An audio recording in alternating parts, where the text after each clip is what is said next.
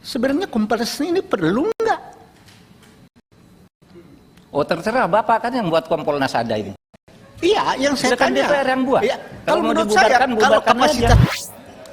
Terima kasih. Assalamualaikum warahmatullahi wabarakatuh. Saudara pimpinan Komisi 3 dan para anggota Dewan Perwakilan Rakyat dari Komisi 3. Ketua, izin interupsi Ketua. Ini kita sudah masuk ke dalam rapat. Sampai sekarang kita belum dapat dari bahan dari Kompolnas. Informasinya karena Kompolnas belum mau mengeluarkannya. PDF-nya apapun juga kita belum terima. Jadi kalau bisa, bagaimana kita mendengarkan atau mengikuti rapat ini kalau tidak ada bahannya? Terima kasih pimpinan. Ya baik, gimana Pak? Dikasihkan aja yang kemarin, yang ini. Mana sekretariat? Kan bisa ditayang juga sekaligus ya.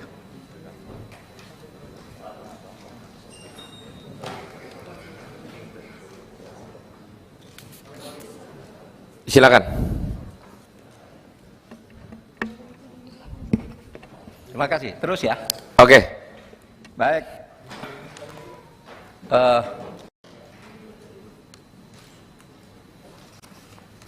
Bapak-bapak sekalian, saya teruskan sambil menunggu Pak ya, sambil menunggu tayangan. Mestinya keliru ini kalau bahannya tidak diberikan lebih dulu.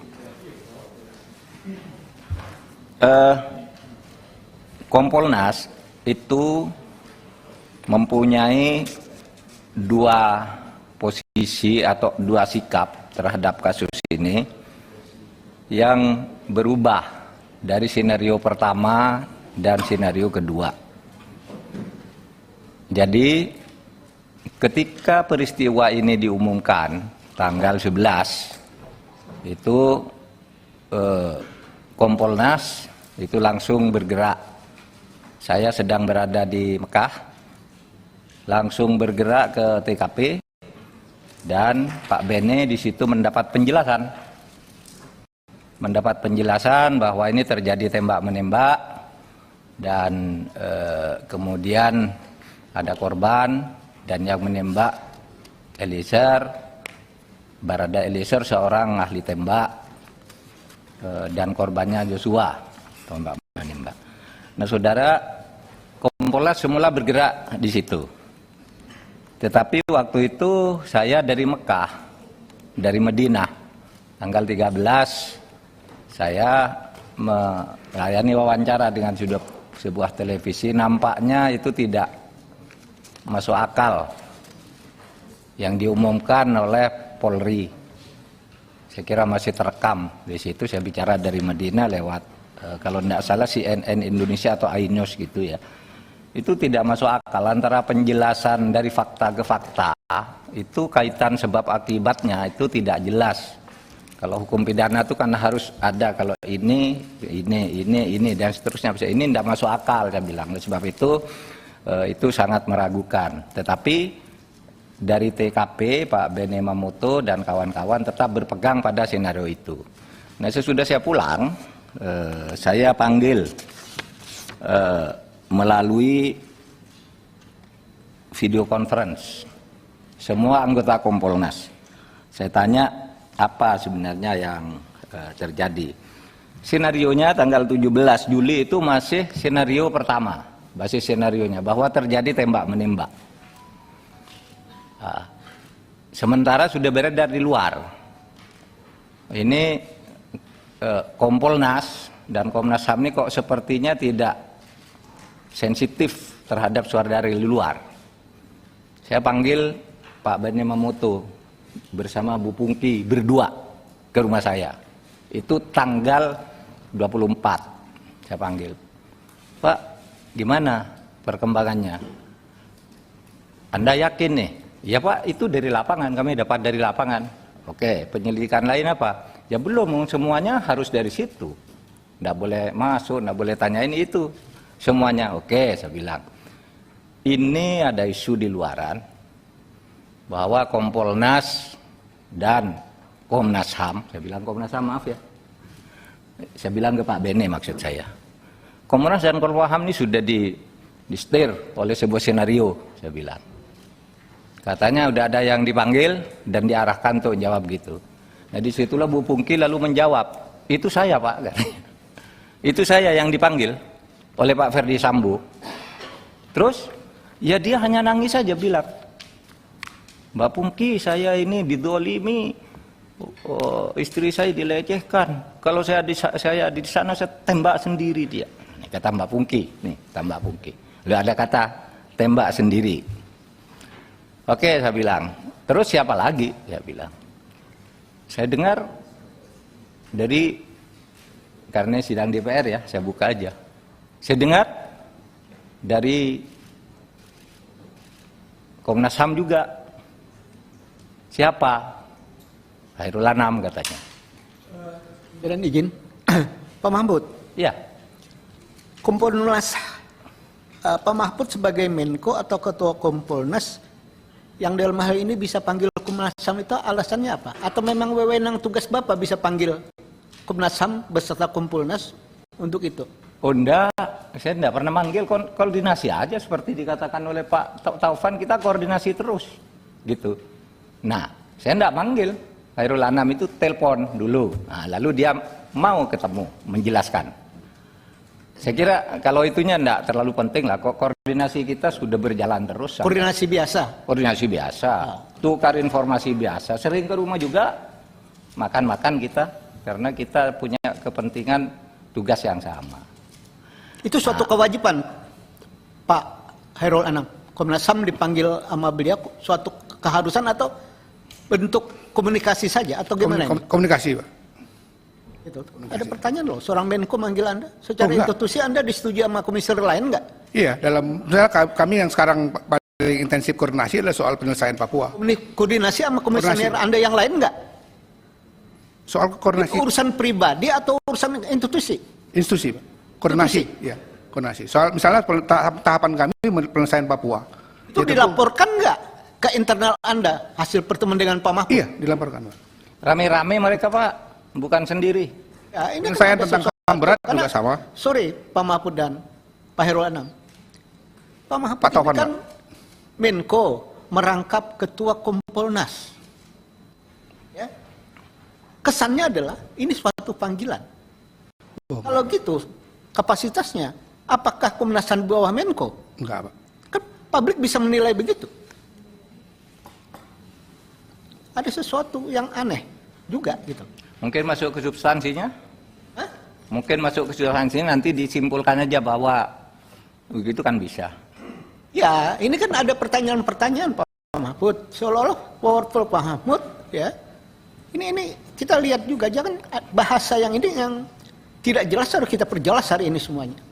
Jadi jangan sampai seolah-olah komunikasi biasa, seolah-olah bahwa Kompolnas membawahi Komnas HAM atau Menko Polkam membawahi Komnas HAM. Ini kan jadi salah kalau persepsinya itu. Makanya saya bertanya, ini koordinasi biasa atau sesuatu kewajiban atau apa? Enggak, Pak. Koordinasi biasa, Pak. Tentang HAM berat misalnya kita juga koordinasi. Tentang Paniai yang terakhir kita koordinasi, Pak.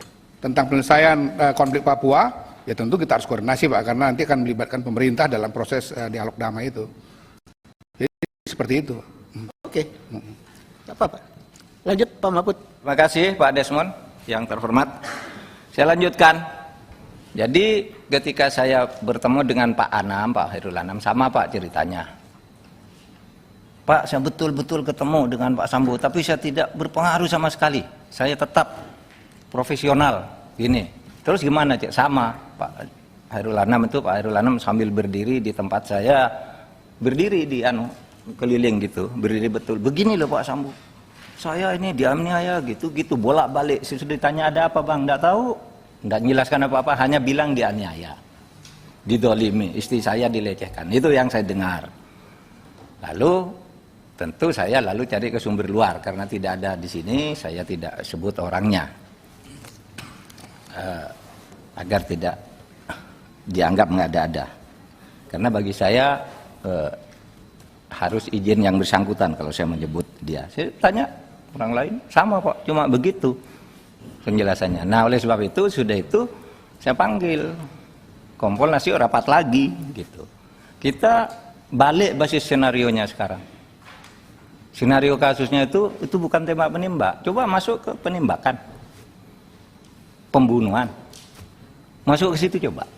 Kita terus koordinasi dengan Kapolri, dengan Polri, masuk ke sana saling. Saya komunikasi terus, sehingga pada akhirnya ketika keluarganya Pak Mas Joshua itu ke kantor saya, lalu muncul di situ malamnya Barada tersangka. Nah, sebelum itu Barada sudah mengakui sepenuhnya bahwa dia yang menembak seluruhnya. Itu yang diumumkan di Komnas HAM. Ya, begitu itu Barada mengaku dia yang menembak dan sebagainya tanpa penjelasan panjang. Dan itu bukan laporan Komnas HAM ke saya, itu ada di TV gitu. Oh iya, sudah mengaku ini gitu kan. Jadi dia yang mengaku, tetapi begitu kita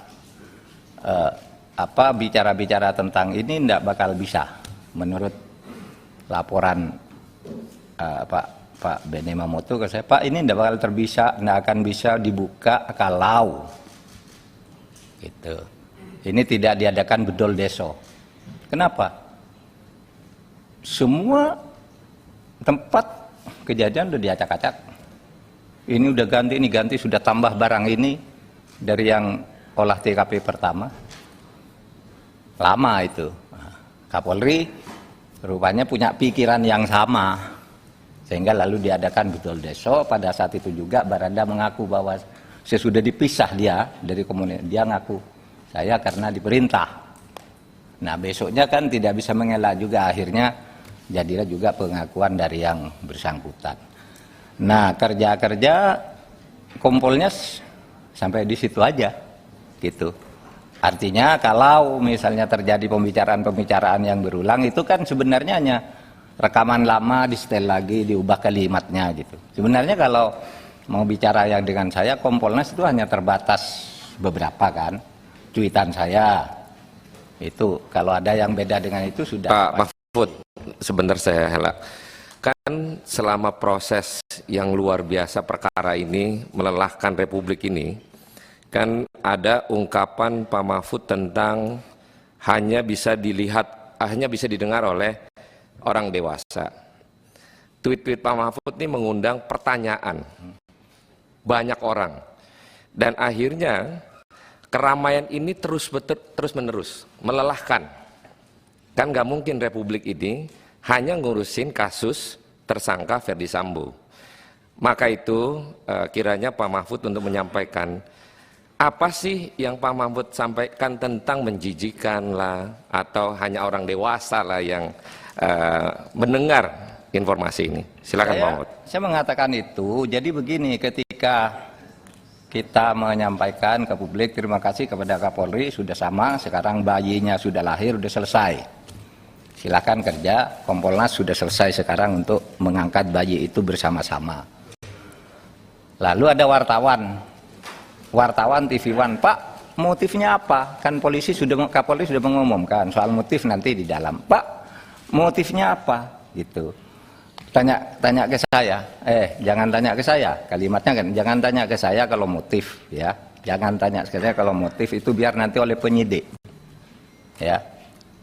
Biar penyidik nanti yang mengkonstruksi bagaimana. Mungkin itu belum diumumkan, kan gitu. Mungkin itu ada kata mungkin. Mungkin itu belum diumumkan karena hal-hal yang hanya boleh didengar oleh orang dewasa, gitu. Saya kira saya tidak bicara menjijikkan di sudut itu, di ketempatan lain, gitu. Jadi begini, saya sudah jelaskan pertanyaan itu kepada Kompas TV, Budiman. Iyalah, masa saya suruh menjelaskan begitu? Itu orang dewasa katanya itu pelecehan. Pelecehan itu kan ada prosesnya. Maaf saya bilang, apakah buka baju, apakah menunjukkan barang tertentu, atau bagaimana pelecehannya, itu mungkin hanya boleh didengar oleh orang dewasa. Lalu laporan kedua perkosaan, gitu kan? Lalu gimana memperkosanya? Masa saya suruh menjelaskan? Tanya ke polisi dong. Dan itu nanti pasti dibuka oleh polisi, saya bilang. Saya sudah koordinasi, dibuka aja, saya bilang. Jangan ada yang ditutupi, gitu. Jadi penjelasannya itu aja. Saya enggak tahu menjijikan itu apa gitu ya. Itu soal yang berbeda. Izin pimpinan, Pak Mahfud, Ya, tugas Kompolnas itu apa? Diperjelas, Pak. Tugas Kompolnas itu apa sih sebenarnya? tugas sangat ya. Saya ini Menko Polhukam, Ya. ex officio Ketua Kompolnas. Kompolnas itu ikut mengawasi, memberi rekomendasi tapi saya Menko Polhukam yang harus menerjemahkan setiap yang dikatakan presiden kepada publik. Misalnya gini, kalau sudah presiden bicara ke publik, menteri itu tidak usah tanya lagi. Ya, yang Giring saya dia. tanya bukan Menko-nya, Pak. Tugas Kompolnasnya. Seandainya ini kan ex officio, tapi Kompolnas pokoknya. itu pengawas eksternal, Ya, pengawas eksternal Polri, eksternal atau internal? pengawas eksternal Polri. Jadi dia mitra. Ya. Saya waktu ketemu pertama sebagai Kompolnas, saya bilang Kapolri, saya tidak akan menjadi seperti Kompolnas dulu, seperti musuh. Kita kerjasama aja. Kalau kita punya masukan kita sampaikan. Kalau Bapak ada keluhan apa pertanyaan Kompolnas sampaikan. Itu sejak awal Kapolri dilantik saya bilang begitu. Ketemu dengan Kompolnas. Oleh sebab itu kita menempatkan diri sebagai mitra. Oke. Itu aja. Pak, kalau posisi sebagai mitra, ya, apa bedanya dengan DPR? Sama saja. Sama saja dengan LSM, dengan media kan juga sama aja. Boleh bicara apa saja. Tidak mampu melakukan atau tidak punya perangkat untuk melakukan penyidikan. Dalam hal ini maka Bapak berdiskusi dengan Komnas HAM, saya paham. Tangan Komnas HAM harapannya bisa menginformasikan sesuatu kepada Kompolnas. Saya paham. Iya. Persoalannya adalah pada saat salah seorang anggota Kompolnas cuma jadi PR saja atas keterangan Polres Jakarta Selatan, ternyata itu salah. Ini kan luar biasa. Iya. Nah, luar biasa inilah dalam catatan sebenarnya Kompolnas ini perlu nggak? Oh terserah Bapak kan yang buat Kompolnas ada ini. Iya, yang saya Kan tanya. DPR yang buat. Iya, Kalau kalau mau menurut saya, dibubarkan, kalau bubarkan kapasitasnya cuma jadi juru bicara, Iya. seperti itu ya tidak perlu ada Kompolnas. Ya silakan Pak. Nanti disimpulkan aja habis rapat ini. Oh iya, Kompolnas nanti kita bubar. simpulkan. Terserah aja. Ya makanya kita panggil Bapak dalam rangka apakah Kompolnas diperlukan untuk melakukan pengawasan eksternal kepolisian. Ternyata kenyataannya, ya cuma juru bicara, ya tidak punya tangan untuk melakukan penyidikan, atau ada pengalaman yang perlu Pak Mahfud ceritakan.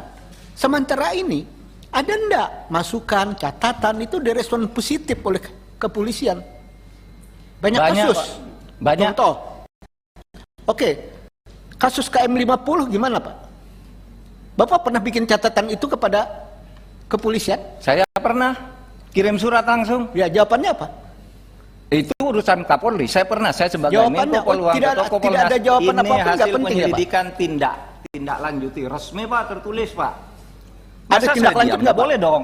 Ya boleh. Enggak, Ada kalau tindak soal lanjut nggak, Pak? implementasi di Polri jangan salahkan saya. Yo, tidak disalahkan, Pak. Kita ini kan bernegara. Yang saya tanya adalah tugas Bapak itu direspon nggak? Kalau tidak direspon, maka benarlah tidak perlu ada Kompolnas. Kalau direspon, berarti ada Kompolnas. Polri semakin maju, kan begitu, Pak?